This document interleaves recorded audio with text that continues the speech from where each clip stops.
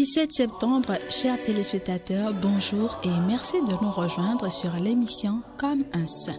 Le 17 septembre est la fête de Sainte Hildegarde de Bingen, abbesse bénédictine. Elle est née d'une noble famille germanique et fut très tôt confiée au couvent de Disibodenberg, un monastère double sur les bords du Rhin où moines et moniales chantent la louange divine en des bâtiments mitoyens. Elle y devint abbesse, puis s'en alla fonder d'autres communautés à Bingen et Eggbingen. Elle fit beaucoup de voyages, prêchait dans des cathédrales et couvents et était aussi en correspondance avec les têtes couronnées. Elle fit de nombreux voyages, prêchait dans des cathédrales et couvents et était aussi en correspondance avec les têtes couronnées, les pontifes de son temps, Saint Bernard et bien d'autres. Sainte Hildegarde de Bingen est la 35e docteur de l'Église. Elle plaide pour une réforme radicale de l'Église.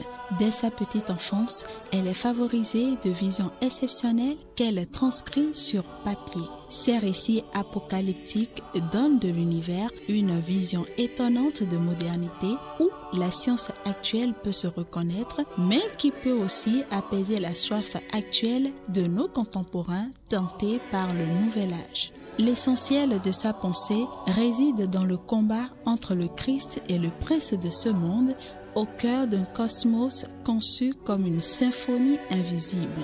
Elle mourut en 1179. L'Église fête aussi ce jour Saint Renaud, solitaire de la forêt de Cran. Il fut d'abord chanoine régulier à Soissons, puis disciple de Robert d'Arbrissel, avant de se retirer en ermitage dans la forêt de Cran en Mayenne, puis dans celle de Mélinay, près de la Flèche. Il se forma dans la forêt de Cran auprès du bienheureux Robert d'Arbrissel à accomplir pleinement les préceptes du Seigneur. Saint Lubin est également à l'honneur ce 17 septembre. Chercheur de Dieu, Lubin aspirait à la vie monastique. Il fut un temps religieux sous la houlette de Saint Avite, puis se retira avec quelques disciples dans la solitude du Perche à Charbonnières.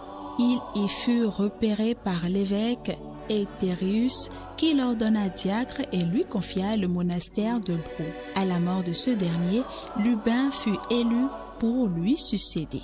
Évêque, Saint Lubin ne modifia en rien l'austérité de sa vie. Il fut l'un des plus célèbres évêques de Chartres qu'il gouverna avec zèle et piété. Par ses prières, il sauva la ville de Paris d'un horrible incendie. Saint Lubin mourut vers l'an 557. Toute l'équipe de Miséricordia par ma voix souhaite donc une bonne fête à tous ceux qui célèbrent aujourd'hui un événement particulier de leur vie ou qui ont pour saint patron Saint Lubin ou Sainte Hildegarde. Puisse l'Éternel veiller sur vous. Agréable journée à vous.